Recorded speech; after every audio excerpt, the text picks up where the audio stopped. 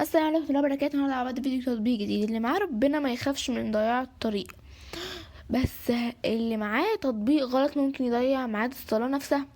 طب السؤال بقى يمكن يزعل ناس كتير، هل فعلا تطبيقات الصلاة والقرآن معمولة عشان تساعدك تقرب من ربنا، ولا بتضيعهم؟ بستغل المشاعر الدينية عشان يجيب تحميلات واعلانات استنى للاخر، ان الاجابة مش سهلة زي ما انت متخيل. تطبيق النهاردة تطبيق اسمه الصلاة وقت الاذان القرآن. بقى من اكتر التطبيقات انتشارا على الموبايلات، لان ببساطة الناس بقت عايزة كل حاجة بجبهة: مواعيد الصلاة، القبلة، الاذكار، وحتى تفسير القرآن. وده شيء كويس جدا لما التطبيق يكون معمول باحترام وبدقة لكل مشكلة. ان المجال ده بقى مزدحم جدا، وكل تطبيق بيقولك ان الافضل، لدرجة ان ساعات تحس انك داخل منافسة مش تطبيق ديني. او تفتح تطبيق هتلاقي ان بيجمع شوية خدمات في المكان واحد مؤقت: مواقيت الصلاة، الاذان، القرآن الكريم، وتفسير واتجاه القبلة. وده نقطة قوية جدا فعلا، ان المستخدم مش محتاج يحمل 4 تطبيقات مختلفة. بعض الناس في التعليقات قالت ان واجهة بسيطة جدا سهلة، ان التنبيهات بتساعدهم يحفظوا على صلاتهم، خصوصا في الشغل واثناء الدراسة. حاجات اللي عجبت المستخدمين كمان ان التطبيق بيدعم اكتر من دولة، ودي مهمة جدا. مواعيد الصلاة بتختلف حسب الموقع الجغرافي. طريقة حساب تطبيق بيشتغل في معظم الدول طالما الموبايل في خدمات جوجل وموقع الشغل بشكل سليم، سواء في مصر او الخليج او اوروبا او امريكا. لكن تعالى بقى كده للجزء اللي شخص الشكك جوايا لازم يقوله: اي تطبيق ديني لازم تسأل سؤال مهم: انت بتستفاد فعلا ولا بتستغل ثقتي؟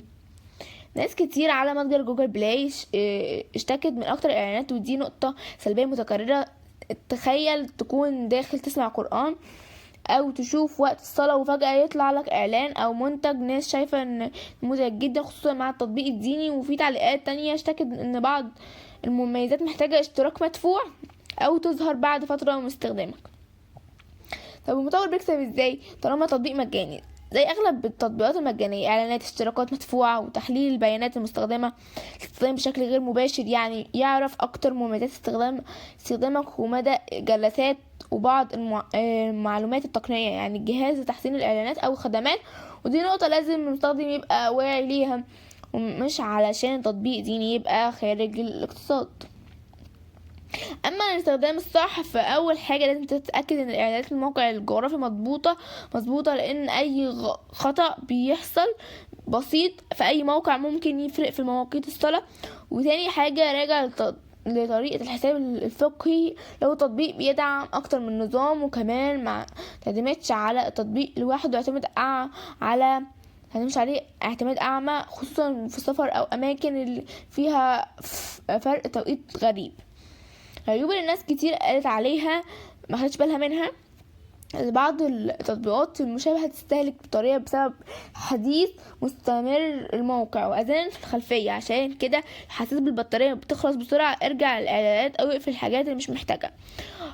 أما رأي المستخدمين فهي منقسمة بين متوازن. في الناس بتحب فكرة ان كل الخدمات الإسلامية في مكان واحد، وناس تانية شايفة ان الإعلانات أكثر باستفادة التجربة. وأكتر تعليق تفاعلت معاه الموضوع: الناس بيقولوا التطبيق ممتاز، لكن كمية الإعلانات في التطبيق الديني حاجة مستفزة جدا.